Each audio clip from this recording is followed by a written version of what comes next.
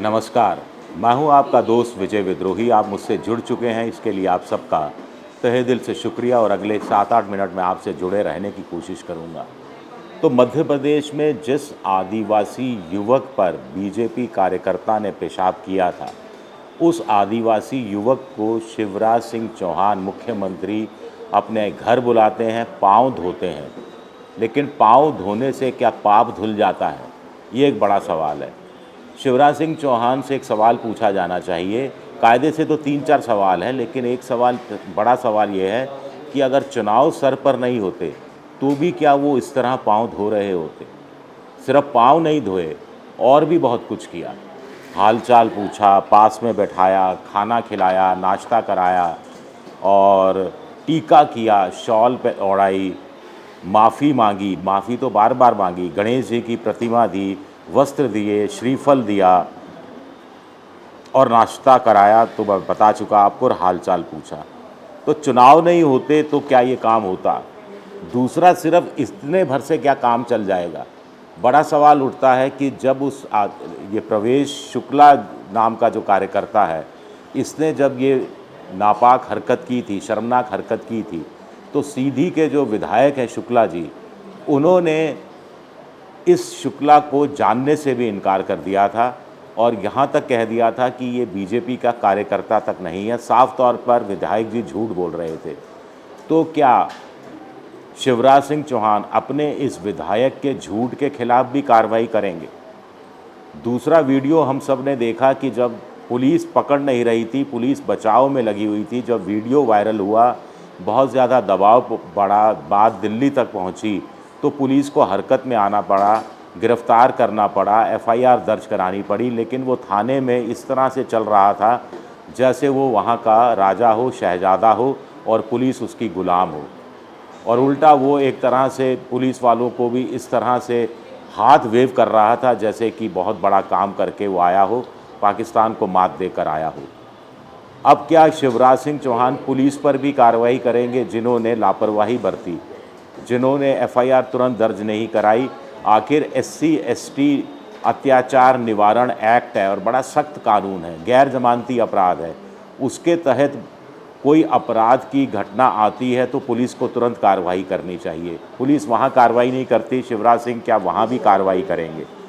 फिर उनके गृह मंत्री नरोत्तम मिश्रा, उनका एक सीधा सा छोटा सा बयान आ गया कि किसी भी जाति धर्म का हो, पुलिस अपने हिसाब से कार्रवाई करती है।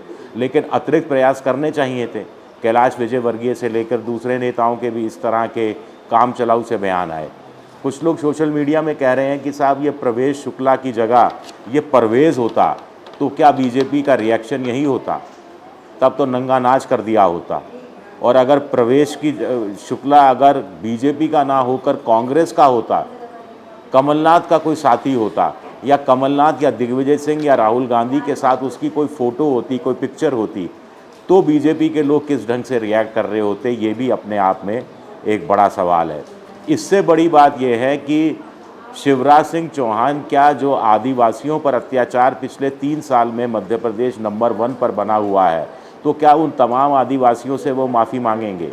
नेशनल क्राइम रिकॉर्ड ब्यूरो के मेरे पास आंकड़े हैं।